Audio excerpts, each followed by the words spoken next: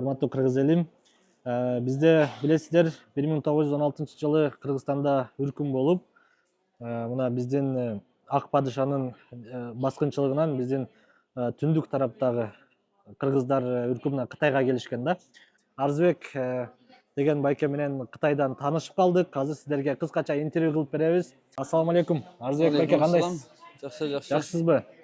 Өзүңүздү тааныштырып кетсеңиз, негизи эле сиздин урууңуз кайсыл жактан болосуз?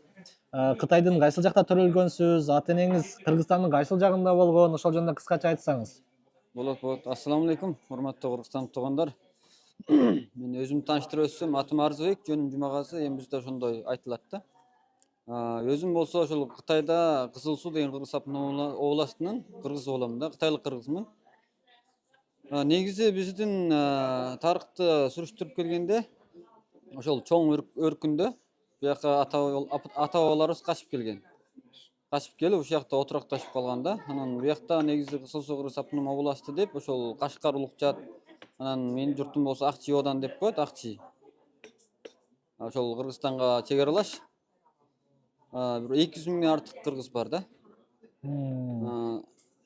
Биздики эми мурунку ата бабаларыбыздын айтымы боюнча көлдүк деп коет, бизде чериктер деп коет да. Черик. Эми черик деген мурун аскер деген сөз экен да. Анан менин уруум болсо Сатыгул. Бул Сатыгул дагы 2-гө бөлүнөт экен. Чоң мурун Сатыгул, анан Чапкулак Сатыгул деп. Бизде ошо Сатыгул, Саяк, Сазан, Моңолдор, анан Айтаман, Күнтулу деген көп уруулар бар да негизи. Ошондой болуп бөлүнүп калсак дагы жакшынакай Кытай ичинде жакшынакай жашап келатабыз. Өзүбүздүн маданиятыбызды жоготподук биринчиден. Экинчиден тилибизди жоготподук. Үчүнчүдөн салт санаабызды жоготподук да. Эми чынын айтканда өзүңөр деле кабарлардан, интернеттерден көрүп атасыздар. Эң эле биринчи негизги бир мисалды айтып берсем, ошо кыргызды кыргыз кылып дүйнөгө таанытып аткан Манас атабыз. Ошол Манасчы Жүсүп Мамай ошо Кытайдан чыккан да. Мен биздин Одан дейбиз, силер район дейсиңерби билбейм. Акчи Одан Карабулак айылынан чыккан. Ал киши эми раматылык көз чумуп кетти, дүйнөдөн өттү. Бирок ошол дүйнө жүзүнө болуп да Кытай ичине кыргызды Манас таанытып коюп кетти да. Эң чоң салым биз үчүн, кыргыз үчүн.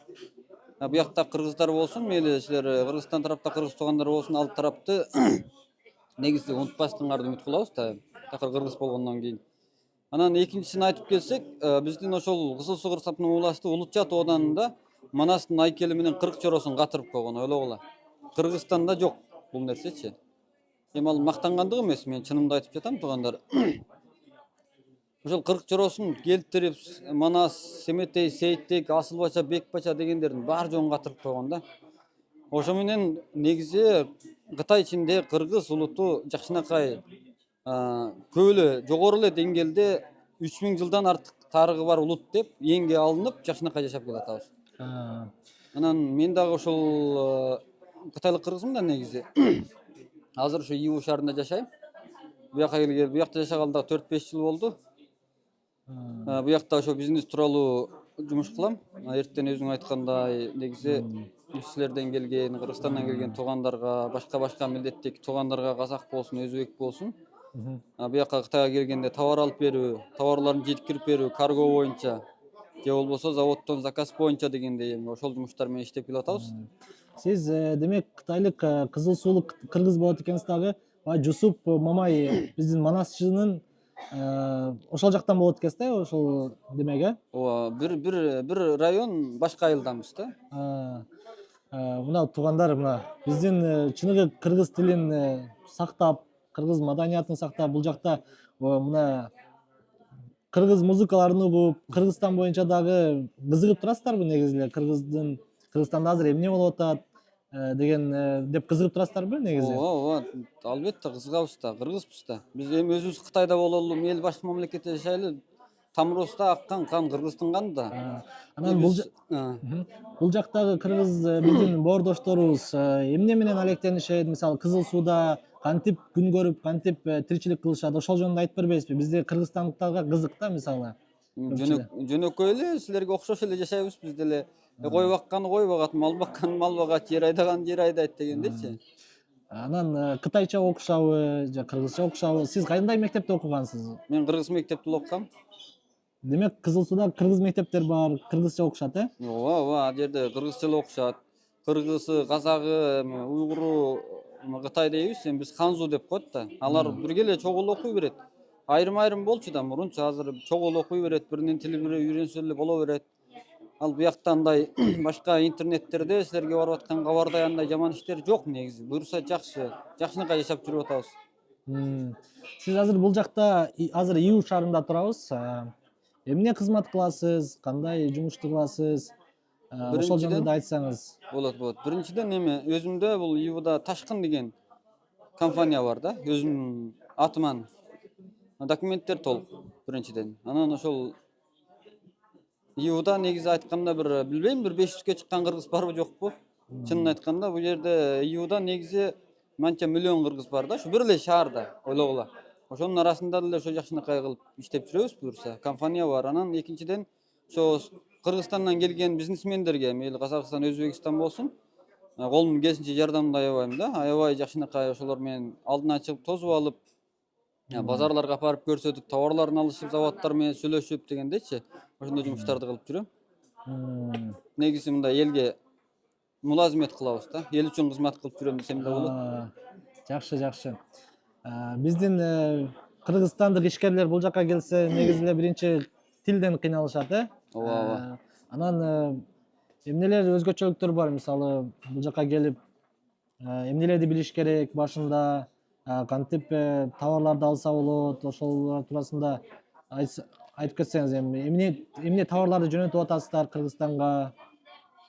Бул сурооңо эми көбүрөөк сүйлөп коет окшойм, көбүрөөк жооп бергим келип калды. Негизи чынын айтканда Кытай мамлекети менен Кыргызстандын аралыгы, чек арасы мындан мурун 5-6 жыл жабылып калган, өзүңөр билесиңер.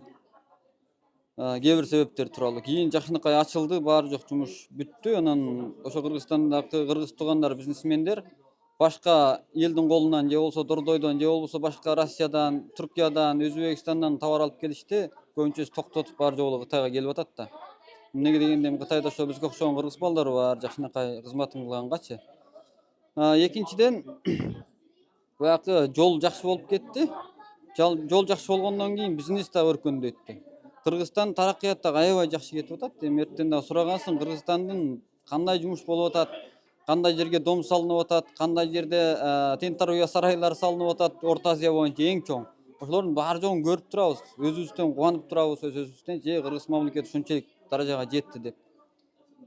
Анан буяка келген клиенттердин деле ошол алдынан чыгып алып, колубуздун келишинче жардамыбызды кылып жүрөбүз. Негизи ошол эл үчүн кызмат кылып дегенде, анан өзүбүздүн үйлөрүбүздү карап, өзүбүзгө тиешелүү акчабызды таап жүрөбүз да.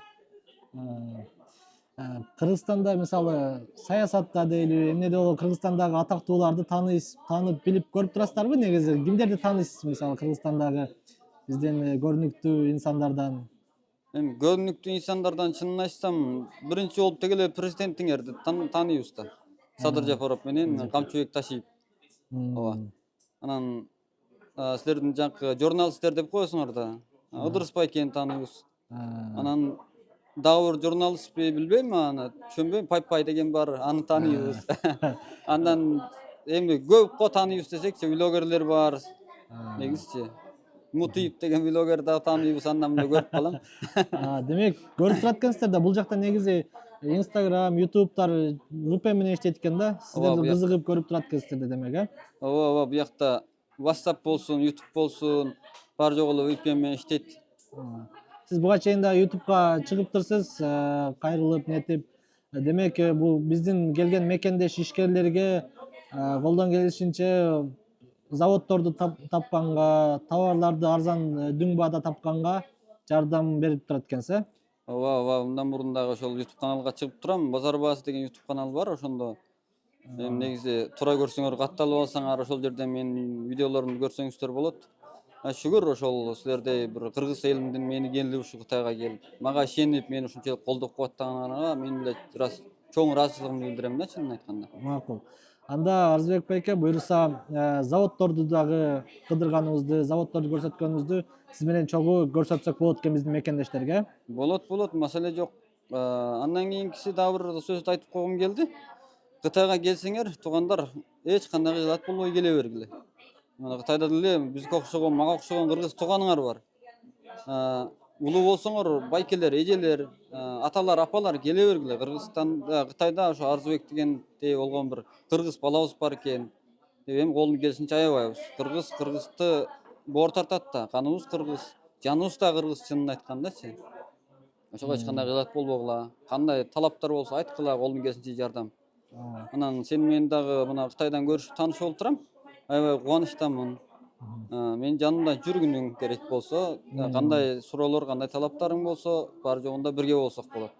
Болду туугандар, сурооңуздар боло турган болсо, кандай иш баштайм, эмне Кытайдан Кыргызстанга товар алып барып сатам дегендер болсо, туугандар комментарийге сурооңуздарды жазсаңыздар, биз билип бергенге аракет кылабыз, Ооба, Рахмат чоң. рахмат.